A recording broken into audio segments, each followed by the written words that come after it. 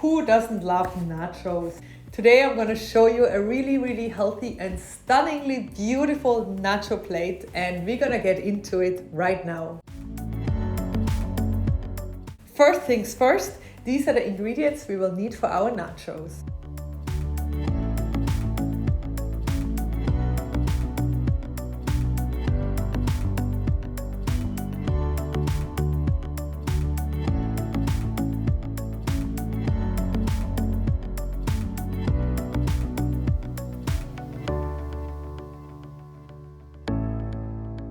Now we are taking all those beautiful ingredients and blend them up until we have a very smooth consistency.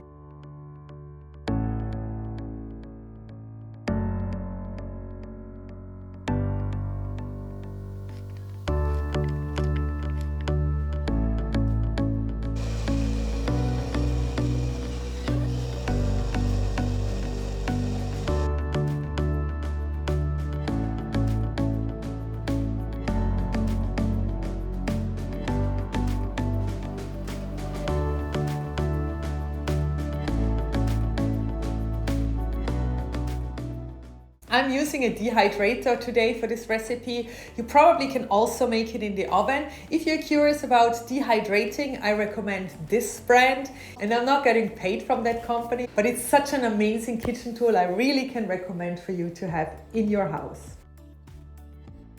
I'm thinly spreading that batter on a Teflon sheet.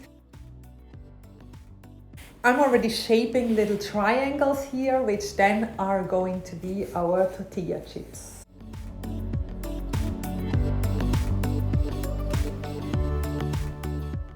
Now we leave that in the dehydrator for about 10 hours or overnight. And after a couple hours, you can also flip the batter around so it gets really well done on both sides. And the result is looking like this. We have these like super thin, crispy, extremely healthy, guilt-free tortilla chips. Are you excited about this recipe? Please let me know in the comments down below what you think, or also if this is something you would make, or if you think, oh my god, no way, this is way too much work. Good news also, you can keep them in an airtight container and it lasts quite a bit of time if I behave and don't have too many people over. The real version of loaded nachos is of course made with meat. Obviously we're not going to use that today. We're making a walnut chorizo. I made a similar version in this recipe. Check this one out if you are really into vegan, healthy Mexican food. And we are using these ingredients today.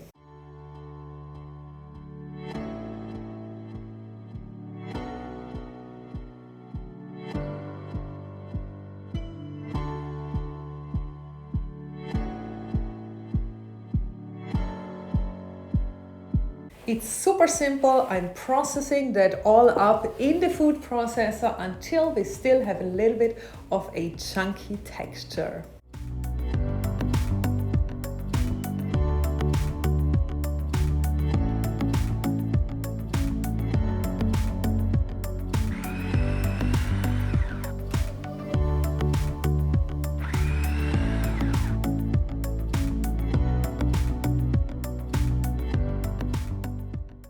Of course, any Mexican dish needs guacamole.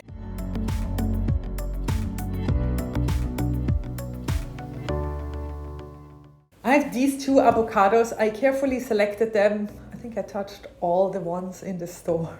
Sorry.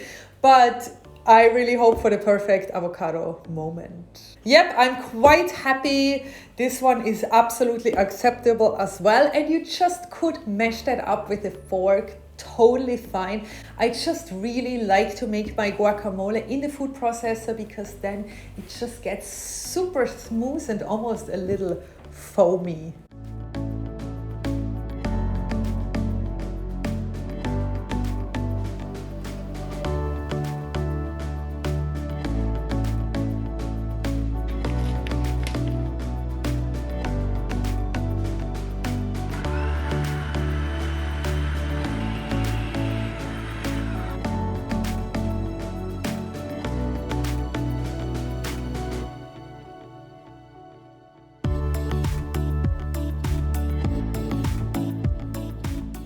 I like to add red onion in the end, and we're setting that aside until we're ready to plate. Now the most exciting part of our recipe is coming, the nacho cheese sauce. It's so absolutely delicious, and to give it this really cheesy flavor, I'm using nutritional yeast. This is a really amazing brand, and it also has vitamin B12 added to it. So all we're doing is blending up all our ingredients in the blender.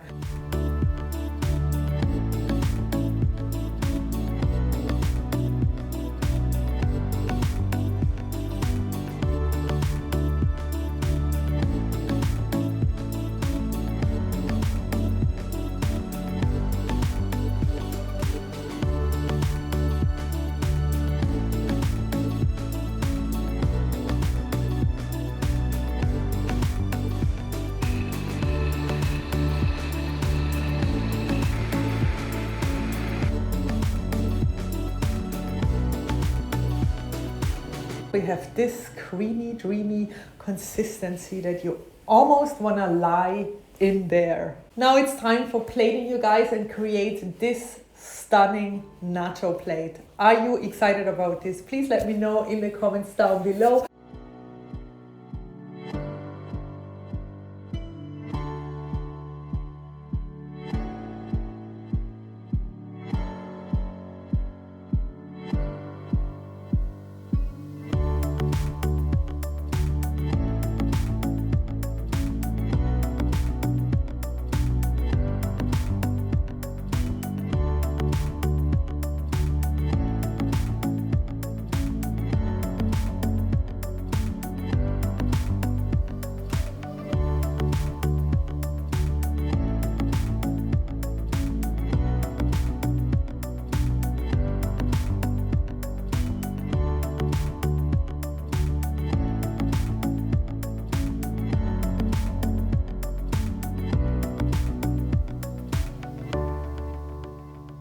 And here is our super delicious nacho bowl. I was so happy, you guys, to share this wonderful recipe with you. Thank you so much for being here today, and I see you very soon. I'm posting twice a week now, Tuesdays and Saturdays. I'm here with a new, really colorful, super nutritious and delicious recipe. Follow me on Instagram at @ahimsaplantkitchen, and of course, don't forget to hit that subscribe button. I see you soon.